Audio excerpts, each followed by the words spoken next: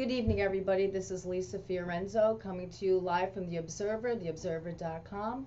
As usual, I want to thank you very much for welcoming me into your home, and we're going to go over this week's recap. No, you're not. No, you're not. I've had it with this. What the heck? I've had it with this. Get out of here. No, What? no, you What? take my chair. Wait a minute. That's my chair. Get up. Get up. This is crazy. This is my chair. It's my chair. It always has been, and it always will be.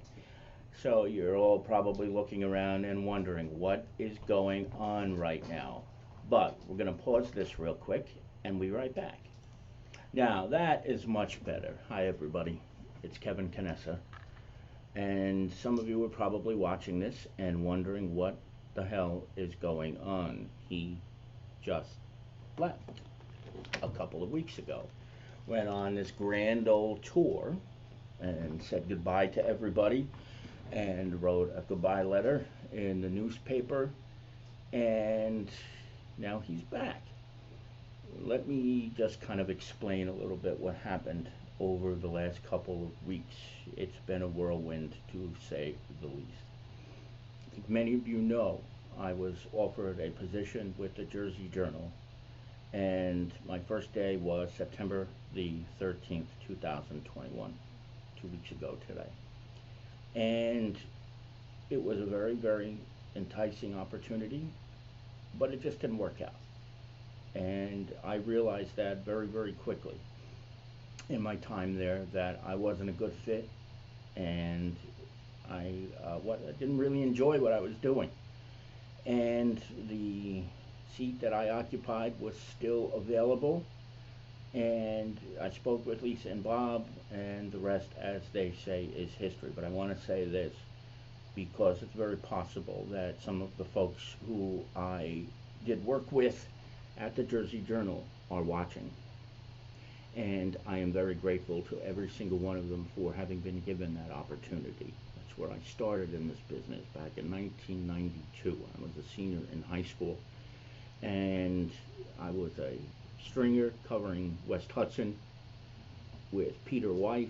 Pete Weiss, of course, is no longer with us, but he was Mr. Hudson County, knew everyone and everything about Hudson County. And everybody who I had a chance to work with at the Journal, they were all wonderful, starting with David Blomquist, Ron Zeitlinger, Margaret Schmidt, the journalists, Peter Dioria, Terry West, and Josh Rosario. I could go on and on and on. But sometimes when you make a decision and you don't realize it at the time that it may not have been the right decision, I realized that. And I also know that there are some people who are very angry with me because I only left and lasted a grand old total of 7 days at the Jersey Journal. But when you know in your heart that you are and belong somewhere, the way I feel that I do here, as part of a family, it's hard to say you don't want to be there. And that's basically what happened. And I'm fortunate that in the time since I left a couple of weeks ago until now, that the people who were going to replace me didn't work out. I'm very glad it didn't work out. At first I wasn't, but now I am, for the most selfish of reasons, because I know that I am where I belong. And though there will be people who are disappointed in me for that and who may be angry with me for that, I am sure in time they will understand when you're part of a family and you're part of a team that is special, you don't go away. And that's why I'm here. And so on this, the 27th day of September in the year 2021, I thank you again for welcoming me back into your living rooms again, as you do every week for the Observer Live. And I certainly want to take some time to thank Joanne Barton for doing a wonderful job 2 weeks ago, and to Lisa last week for doing a wonderful job as well in my absence. And all I know is I'm glad to be back, and that's why I threw Lisa out of the chair before, because she was going to try to continue to do this. And no. So I'm glad she's back in the front, and I'm here with you all. As you can see on the front of your screen, this week's front page, Angels in the pews. Coming up on Thursday is the Black Poster Project, and this is a stunning silent memorial to people who have lost their lives to drug addiction. And there are, believe it or not, approaching 400 posters of people who have lost their lives to the hideous disease of addiction. And we've had this discussion here many, many times about how it affects so many different people, so many walks of life, so many,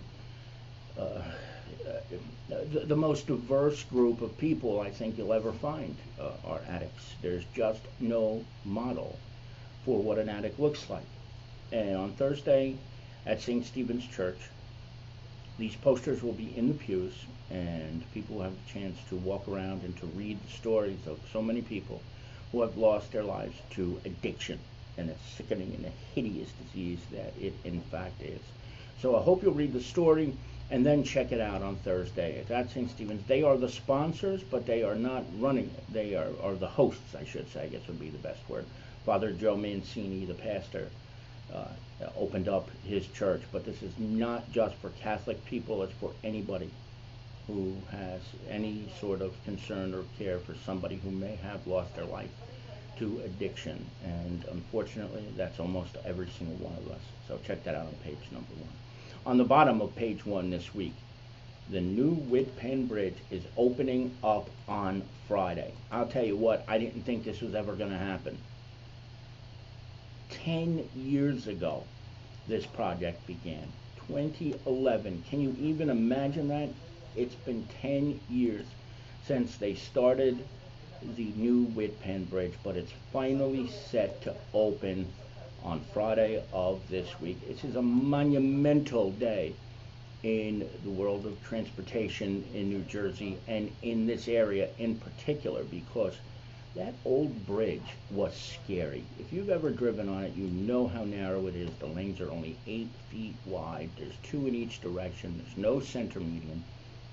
But this new bridge is something to behold.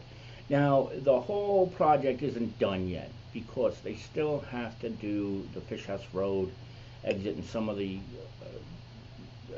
titular roads on the other side of the bridge in Jersey City. But when all is said and done, this is going to be great, and the bridge itself will be open on Friday. So if you're driving into Jersey City, it should be a lot easier beginning on Friday when they finally open things up. Moving on to page number 3. This was Friday.